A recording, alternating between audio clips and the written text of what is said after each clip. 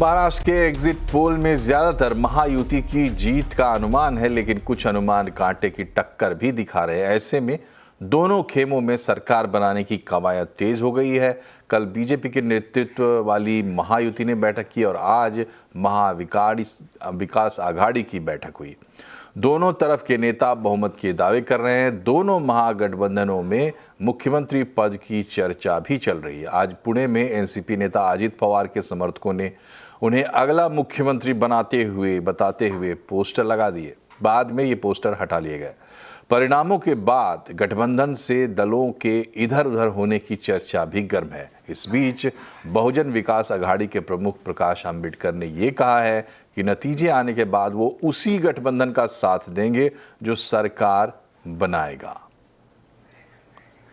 इधर महाविकास आघाड़ी के नेता संजय राउत ने दावा किया है कि एमवीए 165 से ज्यादा सीटें लेकर आ रही है। उन्होंने ये भी कहा कि 12 बजे तक वो सीएम का ऐलान कर देंगे। संजय राउत से बातचीत की विवेक गुप्ता ने।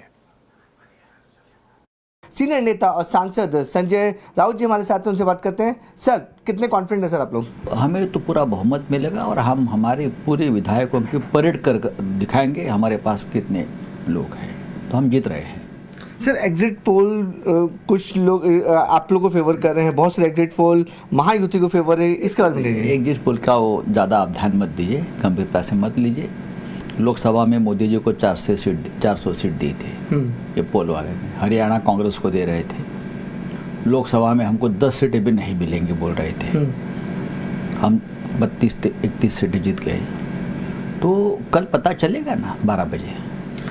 सर, सीएम पोस्ट को लेकर सर आप और कांग्रेस आमने सामने है। नाना पटोले जी कहते हैं कि सीएम हमारा होगा, कांग्रेस का होगा, कांग्रेस नंबर 1 पार्टी है। कांग्रेस नंबर 1 हो या +1 हो या हम एक साथ बैठकर निर्णय लेंगे ना, उसमें क्या है। महाविकास आघाड़ी है, 3 पार्टी एक साथ बैठकर निर्णय लेंगे। आपकी तरफ से सर अगर सीएम होगा तो आप किसको सीएम बनना देखना पसंद करेंगे महाविकास आघाड़ी की तरफ से? कल बात करेंगे 12 बजे, हम लोग कल 12 बजे बात करेंगे पूरा। मुंबादेवी से शिवसेना शिंदे गुट की उम्मीदवार सायना एनसी ने कहा है कि महाविकास आघाड़ी के लोग हताशा में हैं, विवादित बयान दे रहे हैं। महाराष्ट्र में महायुति की सरकार बनने जा रही है। नाना पटोले और संजय राउत का स्पर्धा है कि किसने ज्यादा विवादक बयान दिए। ये वही पार्टी है जो विश्वास करती है वोट जिहाद में, नोट जिहाद में, लिकर जिहाद में, तुष्टीकरण की राजनीति, और इनकी नैया तो डूब चुकी है। यहाँ स्पष्ट रूप से महायुति जीत के आएगी। और जो लोग विवादक बयान कर रहे हैं, मैं यही कहूँगी कि आपकी नैया तो डूब चुकी है। उम्मीद पे दुनिया कायम है, लेकिन मुंगेरी लाल के हसीन सपने मत देखिए। और कांग्रेस के नेता और महाराष्ट्र के प्रभारी रमेश चेन्नीथाला का दावा है कि एमबीए की सरकार बनेगी। उन्होंने कहा कि इस बार रिजॉर्ट पॉलिटिक्स नहीं होगी। उनसे बात की हमारे सहयोगी विवेक गुप्ता ने। एग्जिट पोल्स आए हैं, कुछ लोग आपके फेवर में हैं, कुछ लोग महायुति के फेवर में। आपका क्या है प्रेडिक्शन? देखिए, एग्जिट पोल में हम लोग विश्वास नहीं करते हैं। हरियाणा में उनका रिजल्ट आपने देखा है, लेकिन जब रिजल्ट आया तो एग्जिट पोल के बारे में कोई नहीं सोचा। पार्लियामेंट इलेक्शन में भी यही था। सो एग्जिट पोल में हम लोग विश्वास नहीं करते हैं। हम लोग जनता के ऊपर विश्वास करते हैं। जनता हमारे पक्ष में है, हमको बहुमत मिलेगा, हमारे सरकार बनेगा। सर, कितने नंबर ऑफ सीट, कितने एक्सपेक्टेशन है आपकी? देखिए, हम सरकार बनने का जितना सीट जरूरत है उतना सीट हमको मिलेगा। सर, इसमें महाराष्ट्र पॉलिटिक्स बहुत अनप्रेडिक्टेबल है। कुछ एमएलएज इधर चल जाते हैं, कुछ उधर चले जाते हैं, हाउस ट्रेडिंग जाती है। क्या उसके लिए आप लोग तैयार हैं? क्या आप एमएलएज को जो होटल्स बुकिंग होती है, होटल पॉलिटिक्स होती है, क्या उसके लिए तैयार हैं? देखिए, हमारे कोई ऐसा कोई नीति नहीं है, क्योंकि पिछले दिनों में भी कांग्रेस एक साथ बैठे हैं। कांग्रेस में कोई एमएलए क्रॉस हो कोई डिवीजन नहीं हुआ। हम लोग एक साथ हैं, इसलिए हमने ऐसा कोई रणनीति तय नहीं किया। और चुनाव के दौरान पैसे बांटने के आरोपों में घिरे भारतीय जनता पार्टी के महासचिव विनोद तावड़े ने राहुल गांधी और कांग्रेस अध्यक्ष मल्लिकार्जुन खड़गे और प्रवक्ता सुप्रिया श्रीनेत को लीगल नोटिस भेजा है। लीगल नोटिस में तावड़े ने कहा कि जो आरोप लगे हैं उनके सबूत दीजिए या आप तीनों माफी मांगिए।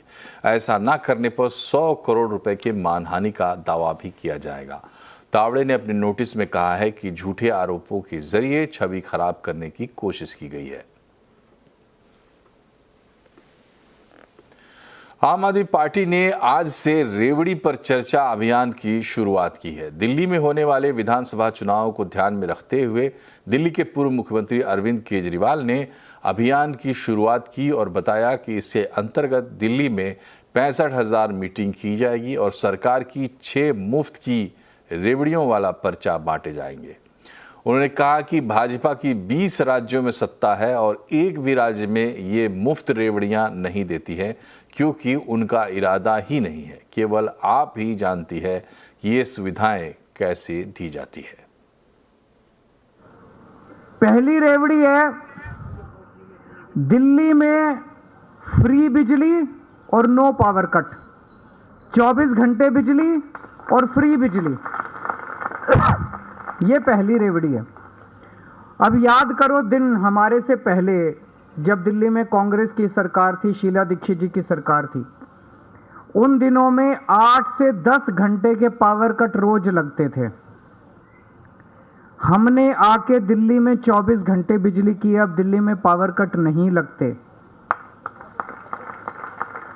इनके 20 राज्यों में से, बीजेपी के जो 20 राज्य हैं, इन 20 राज्यों में से एक भी राज्य ऐसा नहीं है जहां 24 घंटे बिजली हो।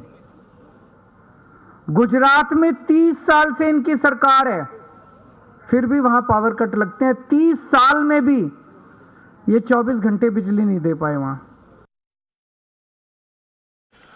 और विधानसभा चुनाव नतीजों से पहले बाजार का जोश हाई रहा। सेंसेक्स निफ्टी शानदार बढ़त के साथ बंद हुए हैं।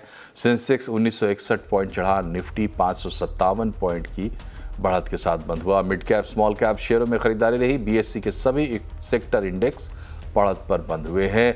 और कहां बाजार में तूफानी तेजी के दौरान किन सेक्टर्स और शेयर्स में सबसे ज़्यादा एक्शन रहा, बता रही हैं कंचन नौटियाल।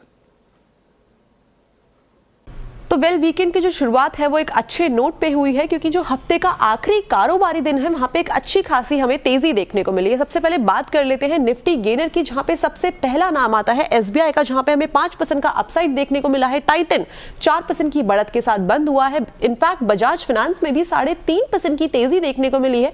और यही नहीं बल्कि आईटीसी भी 4% की बढ़त के साथ बंद हुआ है। इसके अलावा बात करते हैं डायरेक्टली अब मिड कैप गेनर्स की, जहां पे एमआरपीएल में 9% का अपसाइड, पेटीएम में 7%, गोदरेज प्रॉपर्टीज 6% और साथ ही साथ फीनिक्स मिल्स में भी हमें करीब 6% का एक अपसाइड देखने को मिला है। लूजिंग स्ट्रीट की तरफ नजर डाली जाए तो सबसे पहला नाम है टोरेंट पावर का, 0.25% की एक गिरावट देखने को मिली है। वोडाफोन आइडिया 4%, भारतीय हेक्साकॉम 3% और साथ ही साथ ट्यूब इन्वेस्टमेंट में भी 1.5% का एक हमें डाउनसाइड देखने को मिला है। बात करते हैं कि रियलिटी के ऐसे कौन से शेयर्स हैं जहां पे एक बढ़त देखी गई है। नाम आता है रेमंड का, 17% की बढ़त देखने को मिली है। शोभा में 7%, फीनिक्स मिल्स 6% और साथ ही साथ गोदरेज प्रॉपर्टीज भी 6% की बढ़त के साथ बंद हुआ है।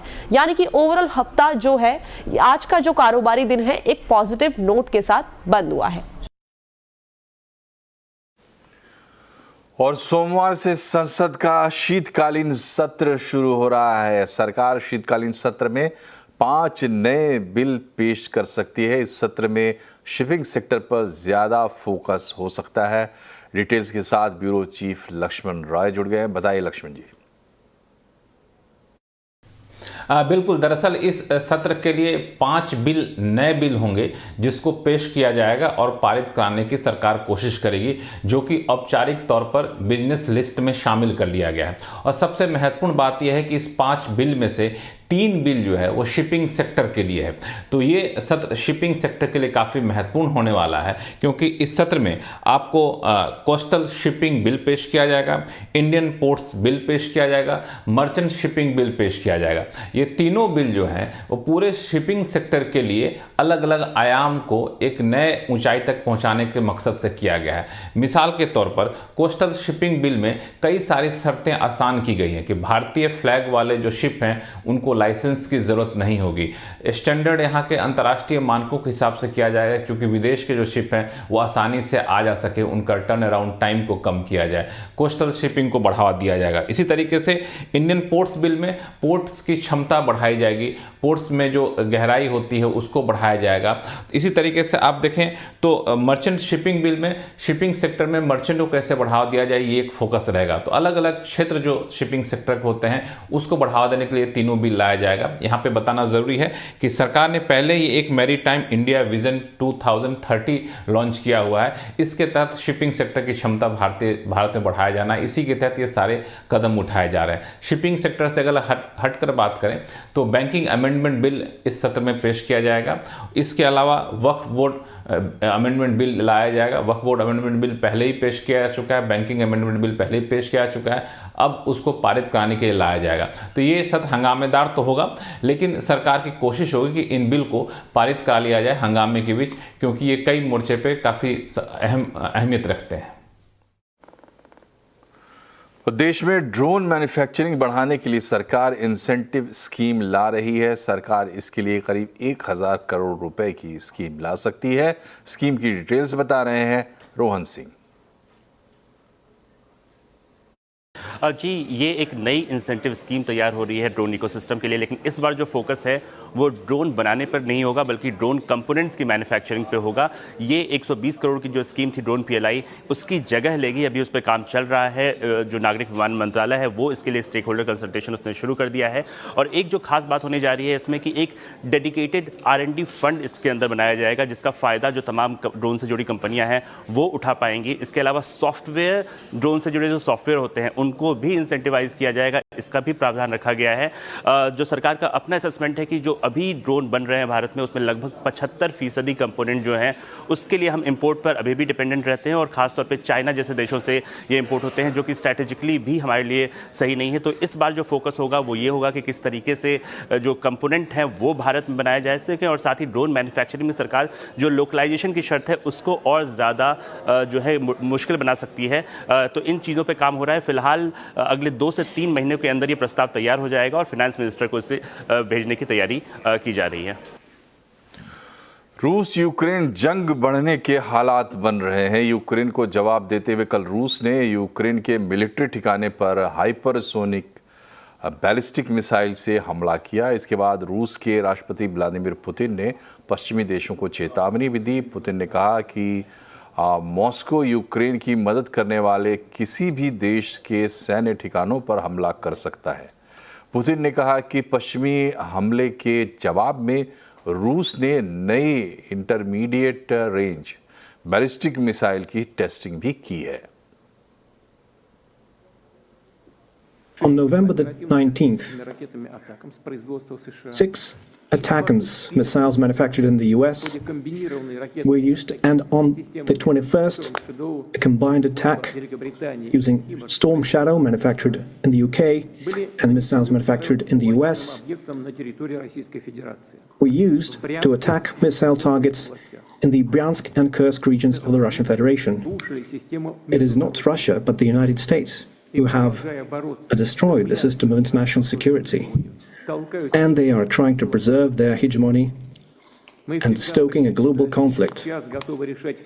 We have always preferred, and we still prefer, to resolve our disagreements using peaceful means, but we are prepared for any scenario, and if anyone has any doubts, they shouldn't. There will always be a response. इस बीच Ukraine के राष्ट्रपति Volodymyr Zelensky ने रूस की तरफ से हुए हमले की निंदा की है। Путін використовує Україну як полігон. Очевидно, що Путін боїться, коли поруч з ним просто є нормальне життя, коли люди просто мають гідність. Коли країна просто хоче бути і має право бути незалежною, Путін робить все, що завгодно, тільки б не дати сусіду вирватись з його рук. І я дякую всім українцям, усім українкам, які захищають Україну від цього зла стійко, хоробро, міцно, гідно. Це одне з головних слів про Україну. और रूस यूक्रेन युद्ध में क्या डेवलपमेंट्स हैं, क्या अपडेट्स हैं, मॉस्को से देखिए हमारे संवाददाता आकाश शर्मा की रिपोर्ट। अगर इस युद्ध की बात करें तो 33 महीने से ज्यादा ये युद्ध हो गए चल रहा है और मौजूदा समय में यहाँ जहाँ हजारों की संख्या में कैजुअलिटीज दोनों तरफ हुई हैं, तो वहीं कम से कम इस तरह के हथियारों का इस्तेमाल अब तक नहीं किया जा रहा था। रशिया का कहना है कि अमेरिकी हथियारों के इस्तेमाल के बाद उसके पास इसका कोई दूसरा विकल्प नहीं था और उन्हें जवाब के तौर पर इस मिसाइल का इस्तेमाल करना पड़ा है। गौरतलब है कि पिछले ही दिनों यूक्रेन ने कहें कि यूनाइटेड स्टेट्स ने पहले तो यूक्रेन को इस तरह के हथियारों का इस्तेमाल करने की मंजूरी दी, उसके बाद यूक्रेन ने इस तरह के हथियारों का इस्तेमाल किया और अब रशिया ने भी जवाबी कार्रवाई के तौर पर कहीं न कहीं इस मिसाइल का इस्तेमाल किया है। मौजूदा समय में अगर स्थिति की बात करें तो 33 महीने से ज्यादा ये युद्ध चल रहा है और न सिर्फ यहाँ की इकोनॉमी बल्कि लाइफस्टाइल भी जो दोनों देशों के लोगों की है वो कहीं न कहीं इससे प्रभावित है। एक्सपर्ट्स का मानना है कि जहां एक तरफ शांति की बात हो रही थी, शांति की उम्मीद जताई जा रही थी, तो वहीं दूसरी तरफ इस तरह के हथियारों के इस्तेमाल के बाद कहीं न कहीं शांति की उम्मीद नियर बाय फ्यूचर में नहीं की जा सकती। भविष्य में क्या होगा इस विषय में कोई नहीं जानता, लेकिन मौजूदा समय में जिस तरह के हथियारों का इस्तेमाल दोनों देश एक दूसरे के खिलाफ कर रहे हैं, उससे कहीं न कहीं ये तो नहीं लगता कि बहुत जल्दी दोनों देशों के बीच में शांति होगी। और आज आवाज अड्डा में भी इसी पर होगी बड़ी चर्चा कि रूस यूक्रेन का युद्ध अगर आगे बढ़ा तो क्या होगा इसका असर।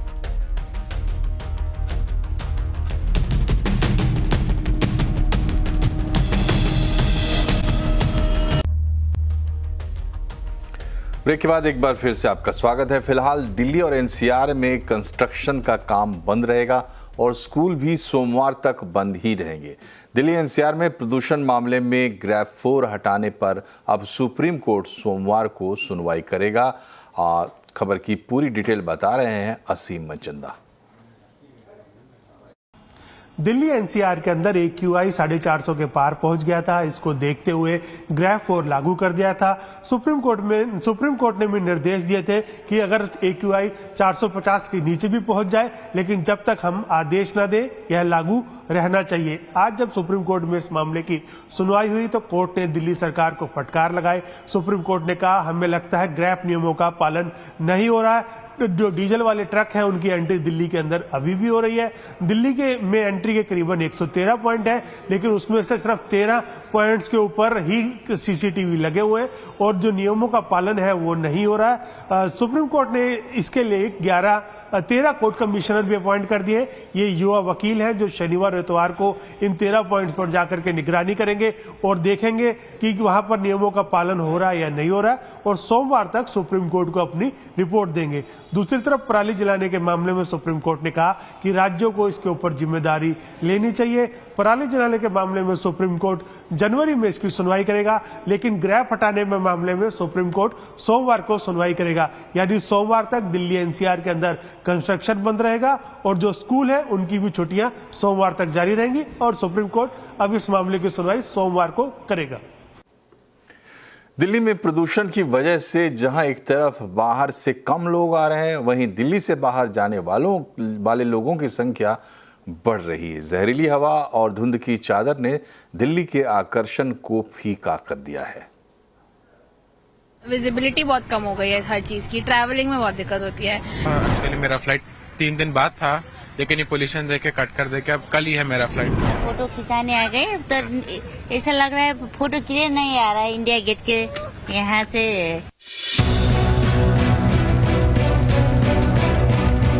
ये सभी यात्री दिल्ली घूमने आए हैं। आमतौर पर लाल किला, कुतुब मीनार और इंडिया गेट पर पर्यटकों की भीड़ रहती है, लेकिन प्रदूषण ने नजारा बदल दिया है। यहाँ से इंडिया गेट की तस्वीर भी धुंधली आ रही है। स्मॉग का असर जहाँ लोगों के स्वास्थ्य पर पड़ा है, वहीं एक असर ये भी है कि इससे राज्य का टूरिज्म प्रभावित हुआ है। लोग दिल्ली में अपने ट्रैवल प्लान को स्किप कर रहे हैं और कई लोग जो यहाँ ऑलरेडी आ चुके हैं वो अपने ट्रैवल प्लान्स को कट शॉर्ट कर रहे हैं। दिल्ली के ज्यादातर office work from home mode में आ गए हैं। बड़ी संख्या में लोग दिल्ली के आसपास के गेटवेज में जा रहे हैं। ताज़ा हवा के लिए दिल्ली से कुछ घंटों की दूरी पर ऋषिकेश, देहरादून, मनाली, जिम कॉर्बेट जैसे डेस्टिनेशन का रुख कर रहे हैं। मौके को भुनाते हुए यहाँ के रिजॉर्ट्स वर्केशन और स्टेकेशन के स्पेशल पैकेज लेकर आए हैं। गेस्ट की जो रिक्वायरमेंट जो गेस्ट शेयर कर रहे हैं वो कहीं ना कहीं एयर क्वालिटी के जो अभी जिस हिसाब से रिपोर्ट्स आ रही हैं, जिस हिसाब से वहाँ पे उनको एयर क्वालिटी का जो लेवल मिल रहा है उसके कंपैरिजन के अंदर उनको अच्छा लग रहा है कि वो कहीं बाहर आए, नेचर के आसपास रहे, हरियाली में रहे और स्वस्थ वातावरण के अंदर फैमिली के साथ में स्टे करें। प्रदूषण की मार ट्रैवल एजेंसीज पर भी पड़ी है। एक तरफ लोग ईयर एंड के प्लान्स बना रहे हैं तो दूसरी तरफ दिल्ली के पर्यटन पर धुंध छा गई है। रोहन सिंह, दिल्ली।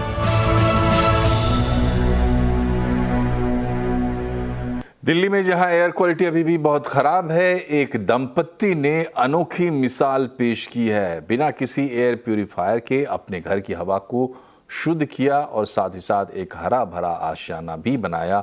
मछलियों की मदद से सब्जियां उगाएं और पानी की बचत भी की। दिल्ली के सैनिक फार्म से देखिए रोहन सिंह की रिपोर्ट।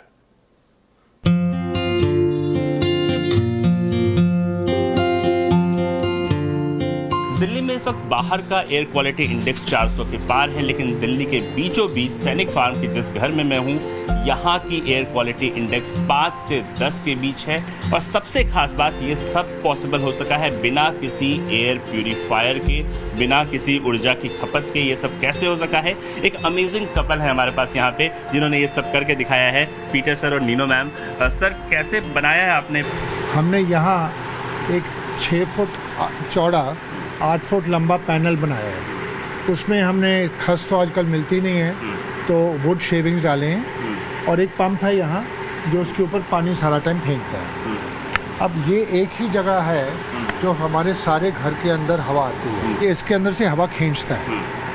तो क्या है, क्योंकि वो पैनल में पानी चल रहा है, जो दिल्ली के पोल्यूशन 400 है वो सारी उसी में फिल्टर हो जाती है। ये जो टेक्नोलॉजी है इसको क्या कहते हैं? और एक्वापॉनिक्स। एक्वापॉनिक्स। और एक्वापॉनिक्स होता क्या है? क्या लोग घर में इसको इस्तेमाल कर सकते हैं? हर एक कर सकता है। हम जो करते हैं, एक टैंक में मच्छी रखते हैं, मच्छी का जो पानी है वो फिल्टर होके और जो अमोनिया है जो नुकसान करता है वो बैक्टीरिया के साथ कन्वर्ट होके नाइट्रेट्स एंड नाइट्राइट्स बनता है और वो सारे गार्डन में सारी जगह यहाँ सर्कुलेट होता है। कितने प्लांट टोटल आपने घर में लगाए हैं? हमारे कोई 15,000 पौधे हैं। हमने ये सारा स्ट्रक्चर बनाया पाइपों का और बैम्बू का और ये सारे को इस पॉली शीट से कवर कर दिया।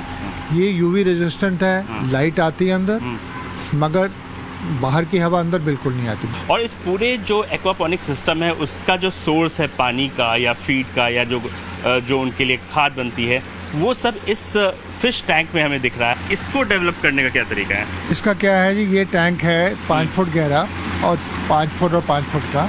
वो सेंटर में जो पाइप लगा है खड़ा उसके अंदर से वो पानी बाहर निकलेगा, पौधों को जाएगा। हमने इतनी थोड़ी जगह में ये रैक्स लगाए हैं, इनमें ट्रेज हैं, हर एक ट्रे में 30 पॉट्स हैं और इनमें आप देखिए कितनी बढ़िया हमारी ये लेटस है। तो ये हर हफ्ते हम हार्वेस्ट करते हैं। ये देखिए इसकी जड़ निकली हुई है और पानी ऊपर से फ्लो हो रहा है, फ्लो डाउन कर रहा है हर एक ट्रे में नीचे तक और फिर वापस जाता है और रिसर्कुलेट होता है। तो एक बहुत ही अच्छा एग्जाम्पल सेट किया है दिल्ली के इस कपल ने। जो लोग प्रदूषण से परेशान हैं उनको घर बैठे बिना किसी एयर प्यूरिफायर के कैसे वो इससे निजात पा सकते हैं। रोहन सिंह, दिल्ली। टीम इंडिया ने पर्थ टेस्ट में शानदार वापसी की है। कैप्टन जसप्रीत बुमराह की धारदार गेंदबाजी ने कंगारुओं को घुटने पर ला दिया है। भारत ने अपनी पहली पारी में सिर्फ 150 रन बनाए थे, लेकिन आज ऑस्ट्रेलिया ने सिर्फ 67 रन बनाने में 7 विकेट गंवा दिए हैं और इसमें सबसे बड़ा रोल रहा बुमराह का। बुमराह ने डेब्यू कर रहे ऑस्ट्रेलियाई बैट्समैन मैक्सविनी के विकेट के साथ शुरुआत की, फिर 2 बॉल में 2 विकेट लिए और ख्वाजा और स्मिथ को पैवेलियन वापस भेजा। इसके अलावा आज का खेल खत्म होने से पहले कप्तान पैट कमिंस का भी विकेट ले लिया। और इसी के साथ बुलेटिन में फिलहाल इतना ही, लेकिन आप खबरों पर अपडेट रहिए, जुड़े रहिए CNBC आवाज़ से हमारे सोशल मीडिया हैंडल्स के जरिए। नमस्कार।